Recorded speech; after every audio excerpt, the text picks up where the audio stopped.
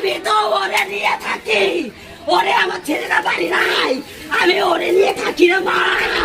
আমিও তো, ও কি খাবে, ও পটলের তরকারি খাবে, ও ঝিঙের তরকারি খাবে, আমি রান্ধি নেই, আমি খাই নাই, আমি ওরে রান্ধা থুইয়া গুছাই গাছাই থুইয়া গেছি। ও মা তুমি করে খাও। আমি ভিনদেশে থাকা স্বামী ফোন কল না ধরায় গলায় কাপড়ের ফাঁস বেঁধে আত্মঘাতী হলেন স্ত্রী। শনিবার দুপুর 2টা নাগাদ চাঞ্চল্যকর ঘটনাটি ঘটেছে পর্বতস্থলী 1 নম্বর ব্লকের নসরতপুর পঞ্চায়েতের ধোপা গ্রামে। মৃতের নাম অপর্ণা বিশ্বাস, বয়স 22 বছর।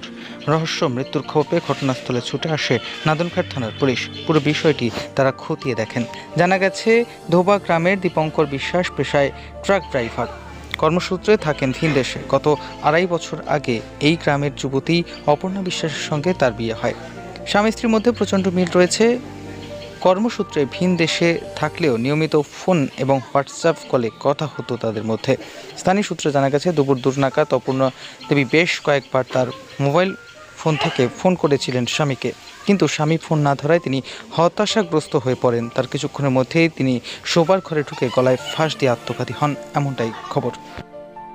শুনলাম যে গলায় দড়ি দিয়ে ঝুলছে, পুলিশকে খবর দিয়েছে, পুলিশ আসবে, এসে লাশ খুললো, তারপরে জানলো জিনিস ঘটনা নিয়ে পুলিশ নিয়ে চলে যায়।